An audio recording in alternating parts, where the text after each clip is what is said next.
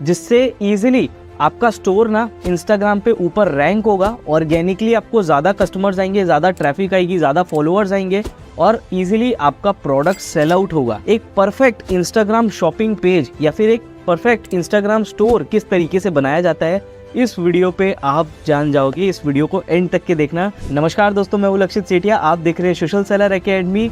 और कोई भी आप प्रोडक्ट सेल करो, अगर इंस्टाग्राम पे अच्छा पेज बना लिए ना, तो 100% गारंटी देता हूँ कि आपको इजीली बहुत सारे ऑर्डर्स डायरेक्टली आपके व्हाट्सएप पे आएंगे, इंस्टाग्राम डीएम पे आएंगे, सीधा आपकी वेबसाइट पे आएंगे। लेकिन क्या चीज़ लॉजिकल होना चाहिए, आपका पेज जो आप जिस तरीके से बना रहे हो वो लोगों को समझ आना चाहिए कि वो एक स्टोर पेज है, उस पे सारी चीज़ें लोगों को क्लियर इन्फॉर्मेशन मिलना चाहिए। सिर्फ यही नहीं, टेक्निकली अगर बताऊं तो वो SEO फ्रेंडली भी होना चाहिए, इंस्टाग्राम SEO फ्रेंडली भी होना चाहिए। यानी कि जब भी कोई प्रोडक्ट का नाम सर्च करता है, जैसे अगर मैंने शूज़ सर्च किया तो शूज़ से रिलेटेड आपका पेज अगर है तो वो सबसे ऊपर आए। इसी तरीके से अगर आपको एक परफेक्ट इंस्टाग्राम स्टोर बनाना है तो मैं जो आपको लाइन से जो 6-7 प्रोसेस बताऊंगा ना, इसको अगर आप फॉलो कर लिए ना, तो आपका एक बहुत अच्छा इंस्टाग्राम पेज सेटअप हो जाएगा। तो दोस्तों, हमने बहुत सारे पेजेस को देखा, बहुत समय तक की रिसर्च किया, खुद ही बहुत सारे इंस्टाग्राम पे सेलिंग करने के लिए पेजेस बनाए हैं और इसमें कुछ चीज़ें निकल के आई है जो बहुत इंपॉर्टेंट है। जो मैं आपको स्ट्रेटेजी बता रहा हूँ, प्रोसेस बता रहा हूँ, वैसे लाइन से अगर आप पेज बनाओगे तो आपका एक बहुत अच्छा सेलिंग पेज बनेगा। जो सबसे पहला प्रोसेस होता है वो होता है, सबसे पहले आप अपना कीवर्ड रिसर्च करो अपने प्रोडक्ट का। इंस्टाग्राम पे जो लोग सर्च करते हैं, जब भी लोग कोई सर्च करते हैं तो वो प्रोडक्ट के नाम से करते हैं। जैसे सपोज अगर मेरा फॉर्मल शूज़ एक मैं मान के चल रहा हूँ कि प्रोडक्ट है, तो फॉर्मल शूज़ लोग सर्च करेंगे। अब अगर मेरा बिजनेस फॉर्मल शूज़ के अराउंड है तो मेरा प्राइमरी कीवर्ड फॉर्मल शूज़ बन जाएगा और फॉर्मल शूज़ को मेरे को हर जगह डालना है ताकि कोई भी मेरा आइडियल कस्टमर अगर मेरे प्रोडक्ट के बारे में सर्च कर रहा है, यानी कि फॉर्मल शूज़ के बारे में सर्च कर रहा है, तो सबसे पहले मेरा इंस्टाग्राम अकाउंट ऊपर आए। तो क्या करना है, सबसे पहले जो भी आपका प्राइमरी प्रोडक्ट है, भले आप 10 प्रकार का प्रोडक्ट सेल कर रहे हो, लेकिन आपका जो प्राइमरी प्रोडक्ट है जिसको देख के कस्टमर आता है, जैसे मैकडोनल्ड्स है, वहाँ सारी चीज़ें मिलती है, लेकिन प्राइमरी प्रोडक्ट क्या है, बर्गर है। तो जो आपका प्राइमरी प्रोडक्ट है, आप वो कीवर्ड निकाल लो। इसके बाद अपने खुद का एक नया इंस्टाग्राम अकाउंट बनाओ।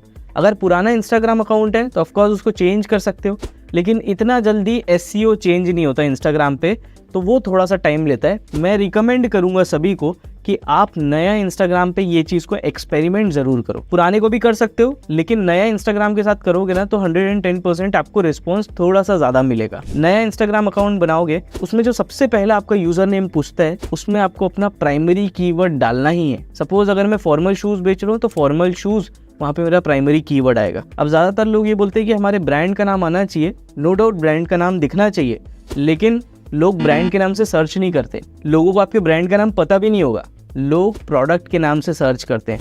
और अगर हमको दिमाग से खेलना है तो हमको प्रोडक्ट के नाम पे उसको लिस्ट करना पड़ेगा ताकि SEO पे वो ऊपर जाए। अब आप यूज़र नेम में अपना प्राइमरी कीवर्ड लिख दीजिए, यानी कि फॉर्मल शूज़ लिख दीजिए, और जो भी आपका सेकेंडरी कीवर्ड है वो भी आप यहाँ पे मेंशन कर सकते हैं। सेकेंडरी कीवर्ड अब क्या होता है, सेकेंडरी कीवर्ड अक्सर अगर आपका एक सर्टेन एरिया पे अगर आपका बिजनेस है तो सेकेंडरी कीवर्ड हो गया लोकेशन। जैसे अगर सपोज मैं रायपुर में ही खाली शूज़ का बिजनेस कर रहा हूँ, तो ये मेरा एक लोकेशन के ही अंदर आ गया पूरा बिजनेस, तो मैं अपना सेकेंडरी कीवर्ड है ये अपना लोकेशन रख सकता हूँ। वैसे ही अगर आपका बिजनेस किसी और चीज़ पे डिपेंडेंट है अगर, तो वो यूजुअली आपका सेकेंडरी कीवर्ड बन जाता है। अब ये प्राइमरी और सेकेंडरी कीवर्ड के बाद आप अपना ब्रांड नेम रख सकते हो, लेकिन उसमें आपका यूजर नेम बहुत बड़ा हो जाएगा, तो मैं आपको यही सजेस्ट करूंगा कि शॉर्ट यूजर नेम रखिएगा। लेटर ऑन जब आपका इंस्टाग्राम अकाउंट बहुत अच्छा हो जाए तब आप भले ही चेंज कर सकते हो इसको, लेकिन जब आप नया नया इंस्टाग्राम अकाउंट बनाते हो ना, तो आपको चाहिए कि ऑर्गेनिक फॉलोअर्स भी आपके पास आए। अब एक बार आपने अपना यूजर नेम बता दिया तो नेक्स्ट प्रोसेस है अपनी खुद की बहुत अच्छी सी प्रोफाइल पिक्चर बनाना। प्रोफाइल पिक्चर बनाने के लिए हम कैनवा को यूज़ कर सकते हैं, लेकिन सबसे इम्पॉर्टेंट चीज़ ये है कि जो बैकग्राउंड कलर होता है ना, उसको बहुत ब्राइट कलर यूज़ करो। जैसे येलो हो गया, जैसे रेड हो गया, जैसे ग्रीन हो गया, ऐसे कलर्स जो दूर से अलग से दिखें। और कभी भी अपनी प्रोफाइल पिक्चर पे अपना जो लोगो होता है, यानी कि जो मोनो होता है, उसके अलावा कभी भी कोई सेंटेंस मत लिखना, कोई वर्ड मत लिखना। 4 लेटर या 5 लेटर से ज़्यादा का अगर वर्ड होगा तो वो बिल्कुल भी मत लिखना, क्योंकि वो दिखता नहीं है। कभी भी आपके जो ब्रांड का नाम है ना, ये आपको अपने प्रोफाइल फोटो पे कभी भी नहीं डालना है। आप अपने ब्रांड का लोगो डाल दीजिए। अब इसके बाद आपको अपने खुद का एक ब्रांड नेम लिखना है। ब्रांड नेम में अगेन सेम चीज वही फॉलो करना है कि आपको अपना प्राइमरी कीवर्ड वहां पे सबसे पहले लिखना है। सपोज मेरी ब्रांड का नाम है क्लासी शूज और मैं फॉर्मल शूज बेच रहा हूँ, तो मेरा जो एक्चुअल में प्रोफाइल नेम आएगा वो कुछ इस तरीके से आएगा, formal shoes by classy shoes, क्योंकि सबसे पहले अगेन आपका मेन कीवर्ड आएगा और उसके बाद आपकी ब्रांड की नेम आएगी। अब इसके बाद दोस्तों सबसे इंपॉर्टेंट चीज आ गई है, वो है इंस्टाग्राम बायो। एक राइट इंस्टाग्राम बायो बहुत इंपॉर्टेंट है आपकी सेल्स इंक्रीज करने के लिए, क्योंकि सबसे पहले कोई भी कस्टमर जब आपकी प्रोफाइल पे आता है तो सबसे पहले आपका बायो ही रीड करता है। उस बायो को पढ़ के उसको सारी चीजें आपके बिजनेस के बारे में समझ आ जानी चाहिए। सिर्फ ये नहीं, उसको आपका ऑफर भी दिखना चाहिए और तो और उसको कॉल टू एक्शन भी दिखना चाहिए। ये सारी चीजें उसको सिर्फ एक झलक में आपके इंस्टाग्राम बायो में दिख जानी चाहिए। अब मैं आपको जो जो चीजें बता रहा हूँ, अगर वो आप अपने इंस्टाग्राम बायो पे रखेंगे तो इजीली ये चीज आप अचीव कर पाओगे। जो सबसे पहली चीज है जो आपको बायो में एक लाइन लिखना है, वो है आपके प्रोडक्ट का यूएसपी। जैसे सपोज अगर मैं फॉर्मल शूज बेच रहा हूँ और मेरी यूएसपी है कि मैं बहुत यूनिक चीजें बेच रहा हूँ बहुत कम रेट पे, बहुत अफोर्डेबल प्राइस पे, तो मैं यहाँ पे लिखूंगा unique formal shoes at your budget price. ये मेरा एक यूएसपी हो गया और सबसे पहली एक लाइन हो गई जिसको पढ़ के किसी को भी समझ आ जाएगा कि मैं क्या बेच रहा हूँ और मेरे प्रोडक्ट की यूएसपी क्या है। इसके बाद दूसरी सबसे इंपॉर्टेंट चीज, ये बताना लोगों को बहुत जरूरी है कि ओनर कौन है उस ब्रांड का। अनोनिमस रखोगे ना तो लोग कभी ट्रस्ट नहीं करेंगे। आपको ये बताना ही पड़ेगा आज की डेट में, who is the founder, who is the one behind this Instagram page.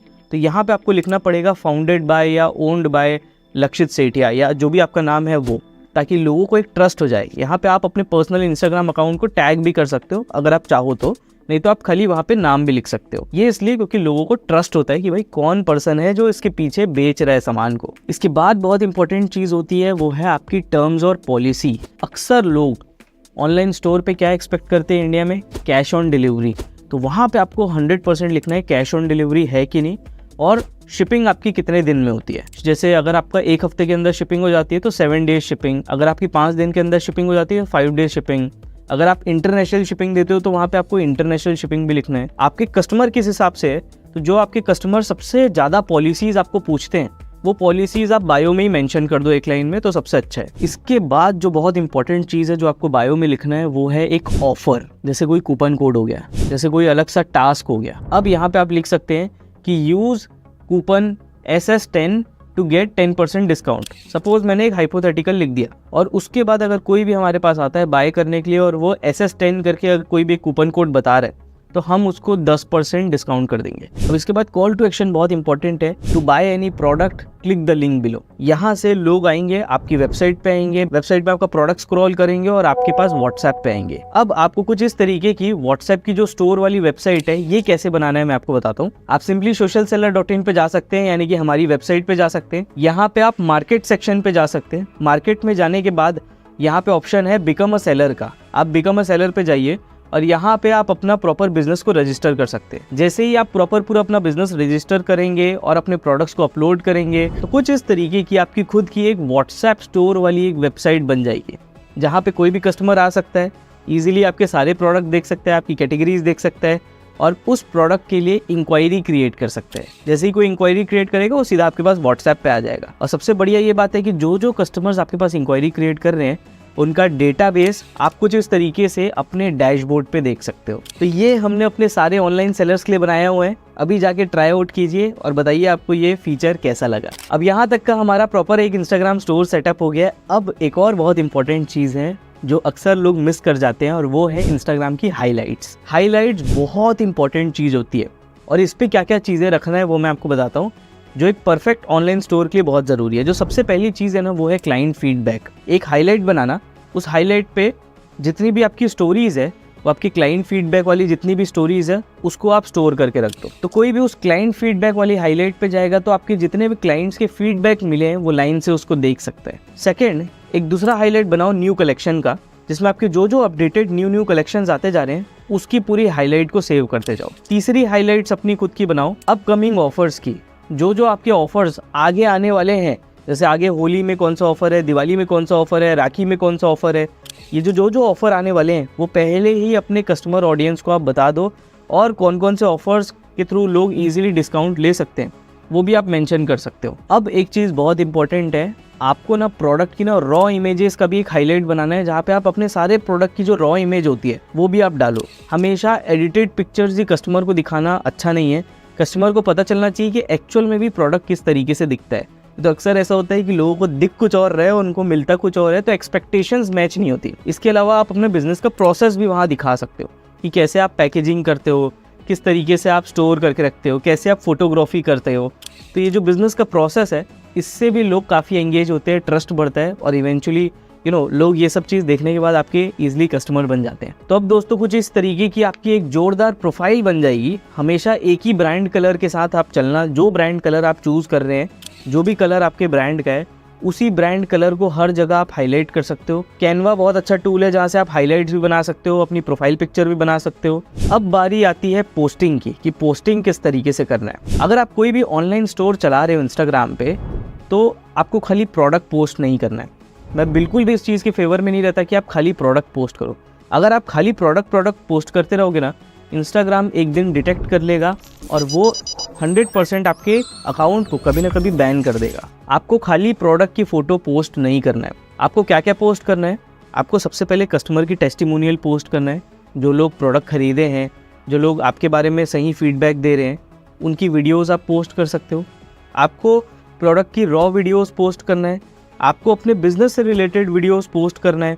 आपको प्रोडक्ट के अलावा अपने बिजनेस की जो इमोशनल जर्नी होती है, जिससे लोग कनेक्ट कर पाएँ, वो आपको पोस्ट करना है। अपने लाइफ के बारे में थोड़ी थोड़ी चीज़ें पोस्ट करना है, ताकि लोग ना आपको भी जान पाए। एज अ फाउंडर अगर उनका ट्रस्ट आपके ऊपर होगा ना, तो डेफिनेटली वो आपके बिजनेस के ऊपर ट्रस्ट करेंगे और कहीं ना कहीं आपके बिजनेस को पैसा देंगे। इसके अलावा जो जो चीज़ मैंने हाइलाइट्स में बताई, जैसे कि ऑफर्स हैं, ऑफर्स के बारे में आप पोस्ट कर सकते हो। कोई नया कोलैबोरेशन अगर आप किसी के साथ कर रहे हो, तो उसके साथ चीज़ें पोस्ट कर सकते हो। तो आपको खाली प्रोडक्ट नहीं पोस्ट करना है, आपको अपने पूरे ब्रांड के बारे में 360 डिग्री सारी चीज़ें के बारे में पोस्ट करना है।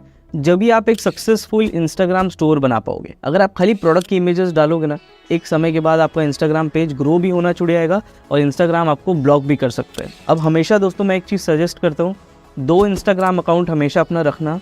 कभी भी एक इंस्टाग्राम अकाउंट के भरोसे कभी मत रहना। एक जैसा सिमिलर 2 इंस्टाग्राम अकाउंट बनाओ। कभी भी इंस्टाग्राम की जो लिमिट होती है उसको क्रॉस मत करो। बहुत ज़्यादा लोगों को फॉलो मत करो। बहुत ज़्यादा पोस्टिंग एक दिन में मत करो।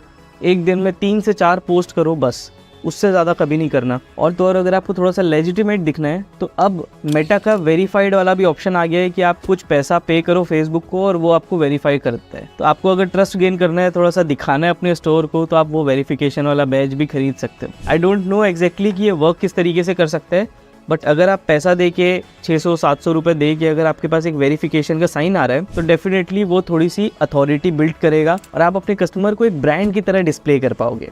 अगर आपको खुद का इंस्टाग्राम पे बिजनेस चालू करना है, तो हमारा पूरा एक कोर्स है, रीसेलिंग बिजनेस मास्टरी कोर्स, जिसमें हमने सिखाया है कि कैसे आप इंस्टाग्राम से अपने खुद का रीसेलिंग बिजनेस चालू